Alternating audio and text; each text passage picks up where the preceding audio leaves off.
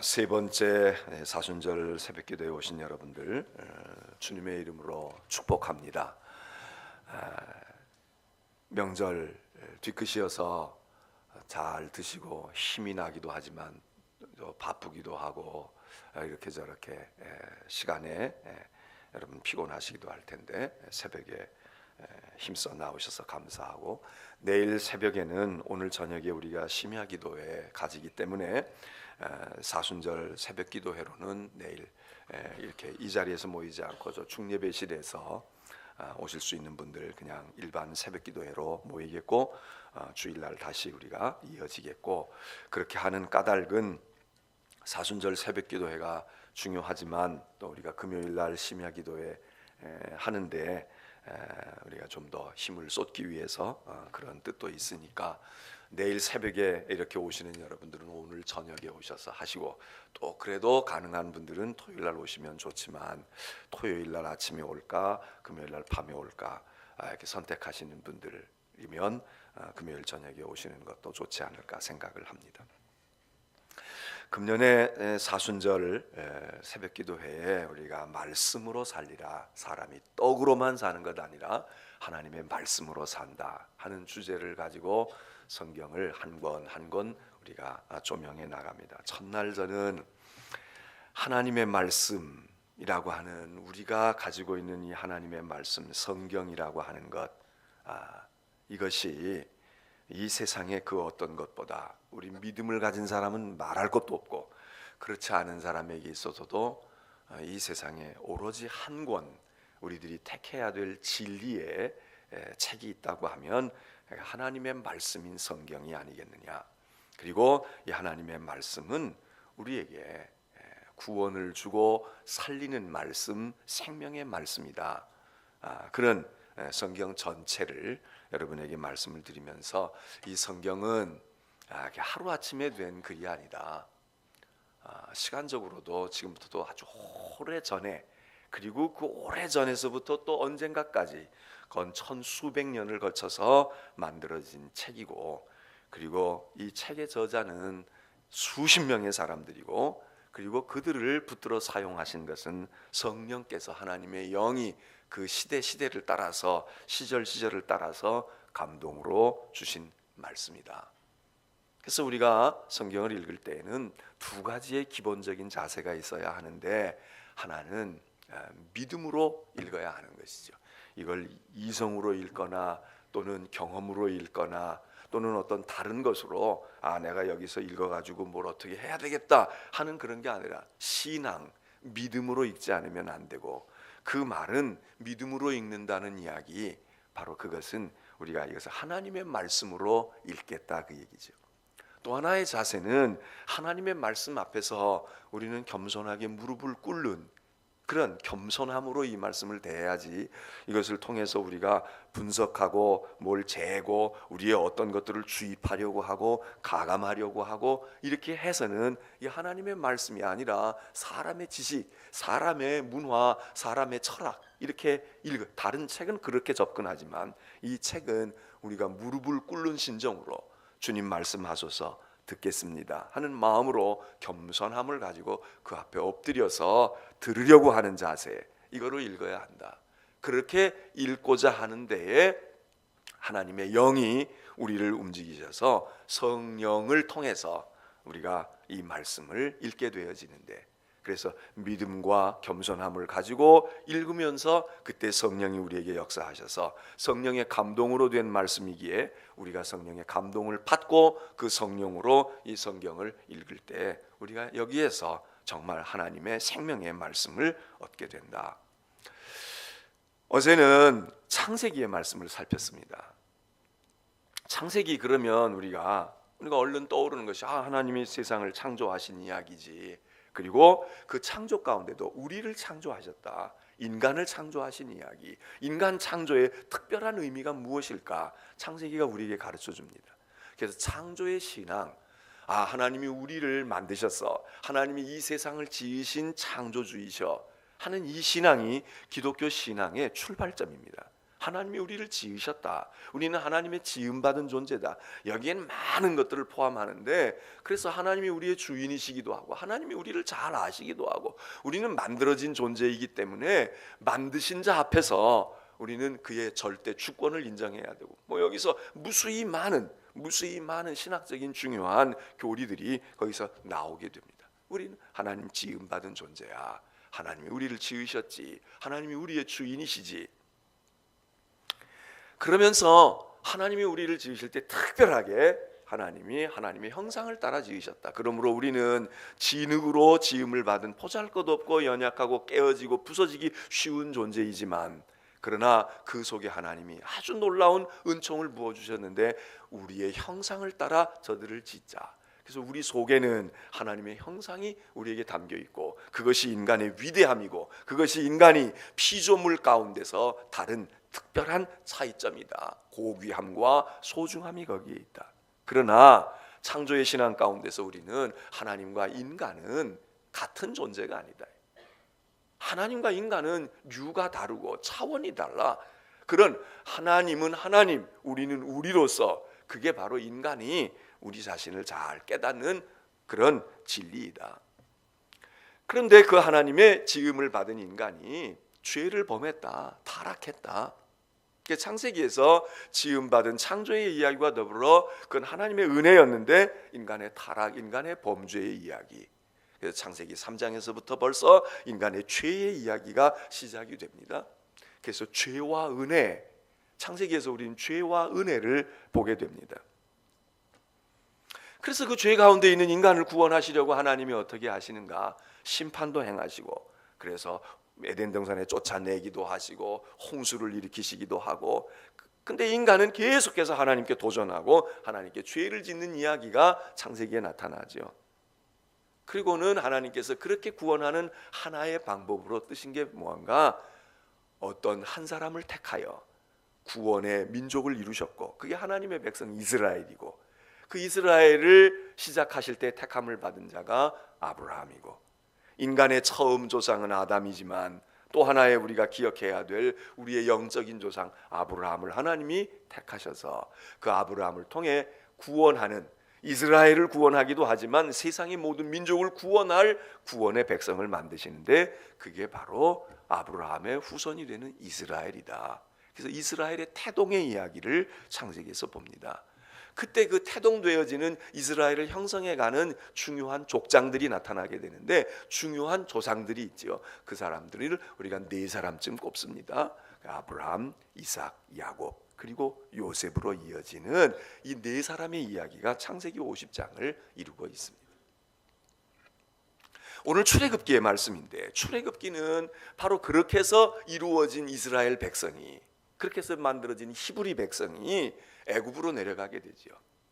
요셉을 통해서 이주하게 되어지는데, 그래서 애굽에 내려가서 살다가 세상이 변하고 역사가 바뀌어지면서 그렇게 초대받고 내려간 이스라엘 백성이 거기서 노예가 된단 말이죠. 남의 나라 땅 애굽에서, 이집트에서 노예가 되어져. 그래서 400년 또는 430년, 이렇게 성경은 2가지로 이야기하고 있는데, 400년간 또는 430년간 애굽 땅에서 종살이하고 노예 생활하던 그들이 신음과 고통 가운데서 하나님께 부르짖는 이야기, 오늘 성경 본문입니다. 내가 저 백성들의 부르짖음을 들었고 그들의 고통을 내가 보았다. 내 백성을 거기에서 건져내려고 한다. 그리고 하나님께서 그 히브리 백성, 애굽에 노예되어져 있는 하나님의 백성을 건져내시는 이야기가 출애굽기죠. 출애굽기라고 하는 이야기는 애굽으로부터 탈출하는 이야기. 그래서 엑소더스, 영어에서는 그런 말을 썼는데, 우리가 가지고 있는 성경의 제목들은 원래 히브리어 성경의 제목이 아니라, 히브리어 성경의 제목은 그 성경의 첫 문장에 나오는 첫 구절을 쓴단 말이죠. 그런데 그렇게 읽어가지고는 얼른 이해가 안 되니까 이 구약 성경, 히브리어, 이 히브리어로 되어 있는 구약 성경을 히라보로 번역을 한 성경이 나타나게 되는데, 그 성경을 우리는 70인의 학자들이 그렇게 번역을 했다. 그래서 70인역이라고 말합니다. 구약 성경을 히브리어에서 헬라어로, 히라보로 바뀌는 그 헬라어 성경을 번역할 때 그 제목을, 책의 제목을 의역을 했습니다. 그래서 그 책 제목이 어느 정도 그 책의 내용을 설명해 주는데, 그때 붙은 이름이 창세기, 출애굽기, 레위기 이런 이름으로 바뀌어 붙게 되는데, 그래서 지금 우리는 그 이름을 우리가 씁니다. 출애굽기. 출애굽기라는 말 속에 출애굽기의 내용을 어느 정도 가르쳐 주지요. 그래, 애굽에서부터 탈출하는 이야기야. 그래서 탈출기 또는 출애굽기 이런 말을 쓰는데, 그래서 하나님께서 그렇게 탈출하게 할 때, 애굽에서 나오게 하실 때, 그럴 때 쓰신 하나님의 사람이 모세 아닙니까? 그러니까 창세기 그러면 우리는 아담과 노아 그리고 뭐 아벨 이런 사람과 더불어 아브라함, 이삭, 야곱, 요셉 이렇게 인물이 탁 떠올라야 되지만, 출애굽기를 이야기할 때는 우리가 주저함이 없이 모세가 떠올라져야 되죠. 모세라는 사람, 이 강력한 지도자, 하나님께서 준비시킨 지도자, 그 모세의 이야기가 있으면서, 그건 모세 개인의 이야기가 아니라 모세를 통해서 하나님이 애굽에서 종살이하는 이스라엘 백성을 꺼내 오시는, 탈출시키시는 이야기. 그러니까 탈출이라는 이야기 속에서 무엇입니까? 탈출이라는 이야기는 굉장히 긴박한 상황 아닙니까? 도망질 치는 것이죠. 무언가를 뚫고 지금 막 도망치면서 그 구덩이에서 빠져나오는 이야기, 그게 출애굽기다, 그 얘기입니다. 이 출애굽기를 우리가 읽으면서 여기서는 우리가 어떤 신앙을 특별히 보게 됩니까? 물론 창세기에도 있지만 출애굽기에서 우리는 모세라는 인물을 통해서 죄에 빠져 있는 이스라엘 백성들, 그들이 겉으로 볼 때는 애굽이라고 하는 정치적인 큰 대제국에서 노예 생활하던 힘없는 히브리 민족들이 탈출해 나오는 이야기지만, 우리가 신앙과 영적으로 볼 때는 그게 오늘 우리의 모습인데, 우리의 이야기인데, 그게 무언가 바로 애굽과 같은 강력한 죄와 악의 이 불의한 세상에 죄의 노예가 되어 있는, 사슬에 묶여 있는 우리들, 바로 거기서 우리를 건져내시는 하나님의 출애굽, 우리를 죄에서부터 건져내시는 이야기, 이게 출애굽기란 말이죠. 모든 성경은 구약이 됐든 신약이 됐든 그 성경의 핵심은 어디로 지향하고 있느냐? 모든 것이 예수 그리스도에게로 지향하는 것입니다. 그래서 성경의 모든 초점은 어디로 모아져야 되냐면 예수 그리스도에게로 모아지는 것이고, 그 예수 그리스도는 십자가와 부활로 모아지는 것인데, 그래서 이 출애굽기도 마찬가지로 그 출애굽기를 구약의 역사로 읽지만 오늘 우리들이 소중하게 붙드는 까닭은, 우리의 역사도 모르면서 뭐하러 이스라엘의 역사를 알아요? 이렇게 얘기하는 것은 그건 신앙이 뭔지 모르는 사람이래.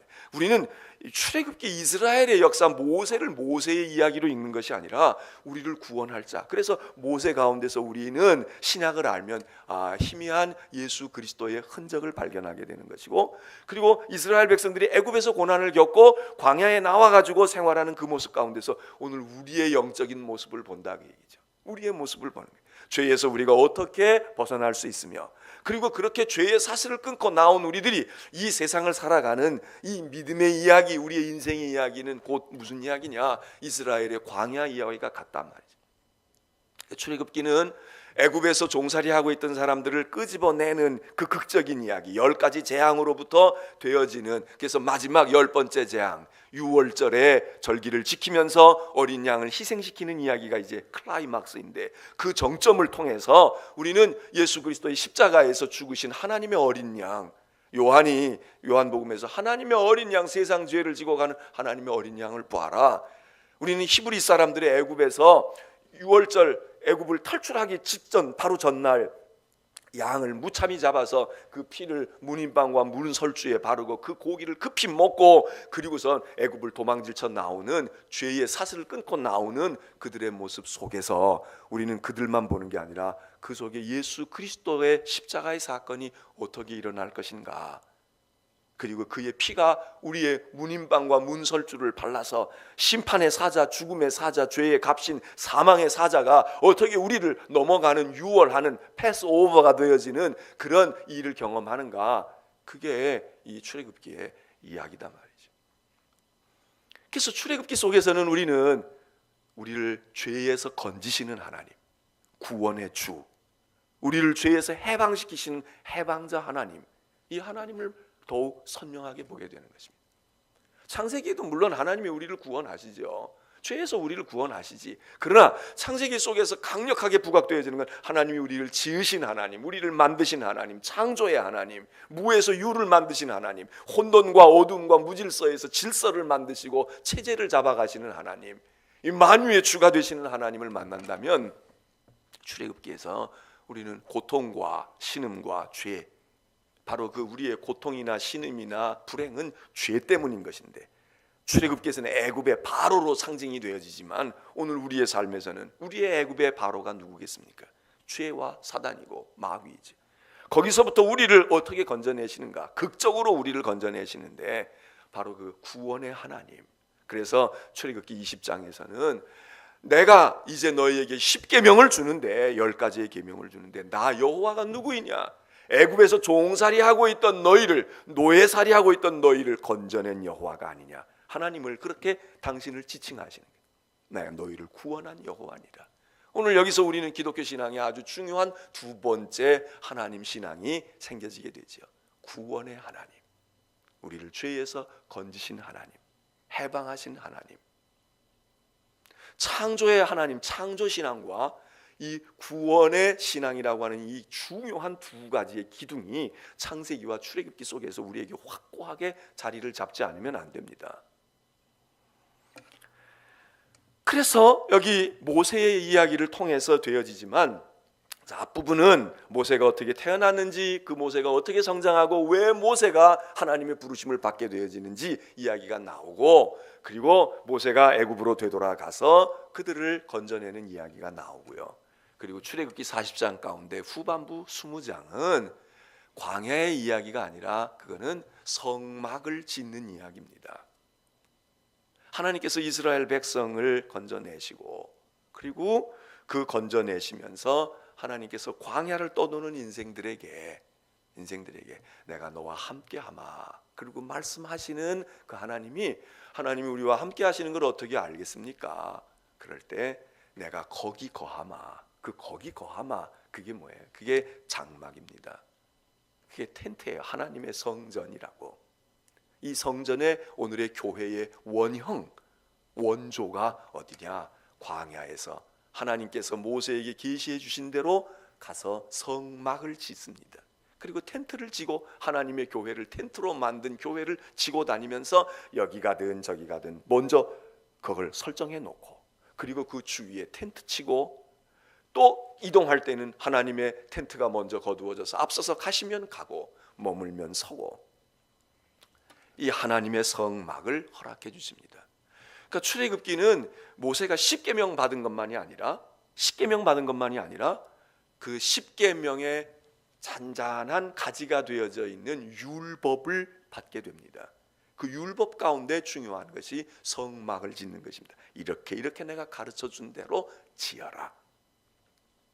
광야 같은 세상에 하나님의 백성들에게 하나님이 율법을, 말씀을 주십니다. 오늘 바로 우리가 붙들려고 하는 것, 하나님이 사람이 떡으로만 사는 것 아니고, 명절 지킨다고 설날이다 추석으로만 사는 게 아니고, 너희가 하나님의 입으로부터 나오는 말씀으로 사는 거야. 이 하나님의 말씀, 바로 이게 어떻게 이 말씀을 보존할까? 텐트를 지어, 그리고 그 속에 내가 너희에게 준 10계명 돌판도 넣고, 거기 내가 너희에게 보여주었던 아론의 쌍난 지방이도 넣고 말이야, 거기 광야에서 먹었던 만나 담은 항아리도 넣어서 거기서 보존을 해. 그 하나님의 법궤를 잘 모시는 집을 지으라고. 그래서 출애굽기는 탈출에 나오는 이야기, 그리고 탈출에 나온 백성들이 광야를 이제 떠돌기 시작하는데, 광야 길을 가는 동안에 그들이 어떻게 가야 할까? 하나님 모시고 가야지. 그 하나님을 어떻게 모셔? 말씀으로 순종하고 가야지. 그래서 10계명을 붙들고 가는. 그래서 모세 오경이라고도 말하고 율법이라고도 말하는 창세기, 출애굽기, 레위기, 민수기, 신명기 5권의 책이 성경, 구약 성경 앞부분에 배열이 되는데, 바로 그 근간이 되어지는 이 10계명이 거기 광야에 어떻게 하나님의 말씀을 받았는지 거기 나타나 있단 말이죠. 출애굽기를 통해서 우리는 비로소 예수 그리스도가 메시아가 되신다라고 하는, 우리의 구원하실 자, 우리를 구원하실 분, 이 메시아에 대한 신앙이 출애굽기에서 구원하시는 하나님, 우리를 해방하시는 하나님, 그 하나님을 여기서 만나게 되고요. 예수 그리스도가 유월절의 어린 양 되시는, 그래, 이게 이스라엘 백성들이 애굽에서는 양을 잡고 그 양을 희생시키고 구원을 얻었는데, 오늘 우리는 하나님의 어린 양 되시는 예수 그리스도가 골고다에서 피를 흘리심으로 우리가 구원함을 얻게 됐어 하는 이 놀라운 신앙의 유비, 신앙에 우리가 하나님의 말씀을 접목시켜서 우리가 받을 수 있는 것들이 이 출애굽기에서 배운다, 그 얘기입니다. 출애굽기는 우리 신앙에 있어서, 우리 믿음을 예수 그리스도에게 초점을 두고 있는 우리들에게 있어서 십자가와 부활에 견주되어지는 아주 중요한 사건입니다. 이스라엘 백성들이 애굽에 떠날 때에 중요한 두 가지는 홍해를 건너는 일과, 그리고 유월절에 하나님의 사자가 비껴가고 홍해를 건너는 일. 그러니까 유월절로부터 시작된 이야기가 애굽을 벗어나는 마지막 정점이 어디입니까? 홍해바다를 건너는 이야기입니다. 그래서 이 홍해바다를 건너는 감격을 이스라엘은 늘 가지고 있습니다. 하나님의 어린 양이, 하나님의 양, 하나님께서 양을 잡아 그 양에 피 바르는 이야기와, 그리고 홍해를 건너는 이야기. 유월절은 탈출의 스타트였습니다. 이제 도망가는 거야, 뛰어! 그러는 명령이었다면 홍해바다를 건널 때 비로소 안도의 숨을 쉽니다. 아이고, 이제는 애굽을 벗어났네. 애굽을 벗어났네. 그래서 이 두 가지 사건이 유월절 이야기하고, 그리고 홍해바다를 건넌 이야기, 갈대바다를 건너는 이 이야기가 이스라엘에게 강력하게 인상 지워집니다.